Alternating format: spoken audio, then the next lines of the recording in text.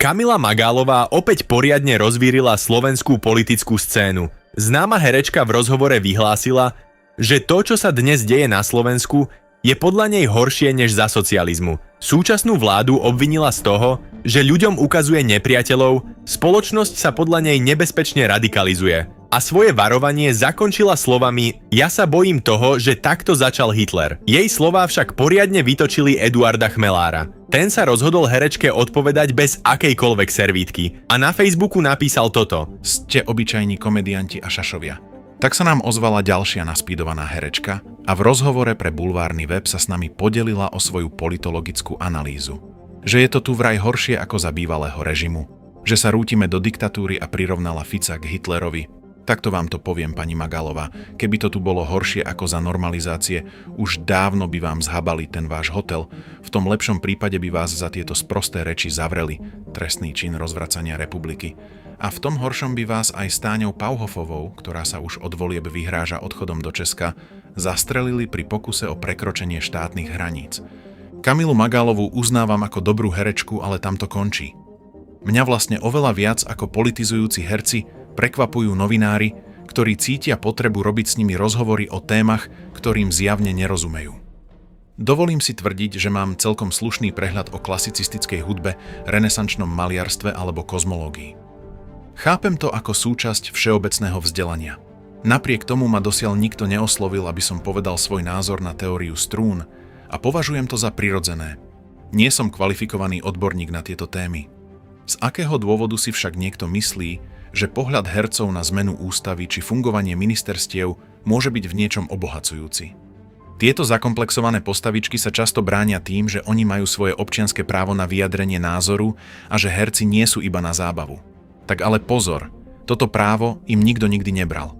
Oni len demagogicky prekrútili nesúhlas veľkej časti slovenskej spoločnosti s tým, aby politizovali divadelné predstavenia čítaním ich demagogických ideologických vyhlásení.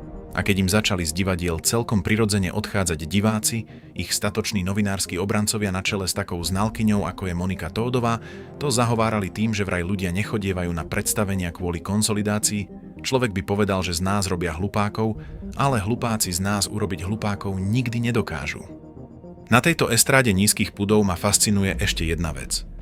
Keď sa Maroš Kramár alebo Petra Polnišová ohradzujú voči tomu, že oni predsa nie sú len na zábavu. A na čo ste? Ste obyčajní zapredaní klauni.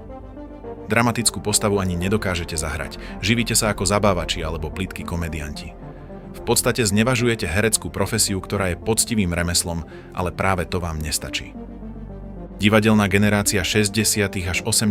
rokov mala svetovú úroveň, dokázali zahrať tie najťažšie drámy od Shakespearea až po Sartra a diváci pritom ani nedýchali. Príslušníci tejto kultúrnej elity boli hereckými legendami nie preto, že boli známi, ale preto, lebo brali svoju profesiu smrteľne vážne, vložili do nej všetko a tvrdo na sebe pracovali. Preto nemuseli mať komplexy, že boli len herci, lebo tak, ako zahral Ladislav Chudík Harpagona v Moliérovi, ako zahral Karol Machata kráľa Lear v Shakespeareovi, ako zahral Štefan Kvietik Cézara v Marcových Ídach, tak to dokážu len naozajstní majstri. Skutočne ma zarazilo, keď sa Kamila Magálová vyjadrila o súčasnej ministerke kultúry až s tragikomickým výrazom tváre arogantnej malomešťačky, že je to obyčajný niktoš. A to sa predtým chvastala, že je slušne vychovaná. Aby bolo jasné, nie som priaznivcom Martiny Šimkovičovej. V plnej miere sa podpisujem pod výrok hudobného skladateľa Vladimíra Godára, že komunisti si vyberali za ministrov kultúry aspoň básnikov, Válek, Kojš, títo moderátorov, Krajcer, Šimkovičova, kto bude ďalší? Bruchala? A podľa toho to aj tak vyzerá. Ale povedzte mi, čo je toto za vyjadrovanie? Kto iný by mal zvládnuť kultúrne správanie, ak nie herci?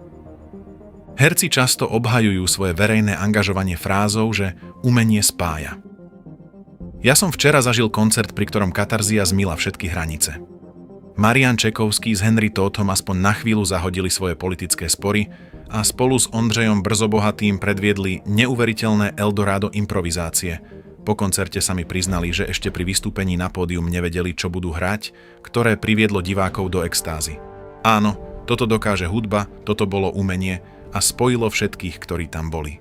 Ale čo je, prosím vás, to, čo vykrikuje Kamila Magálová s nenávistným výrazom v tvári, že nám sľubuje, že nebude mlčať a že je pripravená výjsť na barikády? Prečo a za čo treba stavať barikády? Nemusím hádam dodávať, že takýto spôsob prezentácie spoločnosť nespája, ale vyhrocujúco polarizuje. Niektorí ľudia ju bránia tým, že chuderka smúti za mŕtvým synom. Ubezpečujem vás, že takto sa nespráva žialiaca matka, ale veľmi, veľmi zlá žena. Samozrejme, že jej osobná tragédia vo mne vyvoláva hlboký súcit. Ale žiaľ, tento spôsob vyrovnávania sa s ňou je slepá ulička. Fico za jej nešťastie nemôže. Najviac ma však vyviedol z miery útok Štefana Skrúcaného na Mariána Čekovského.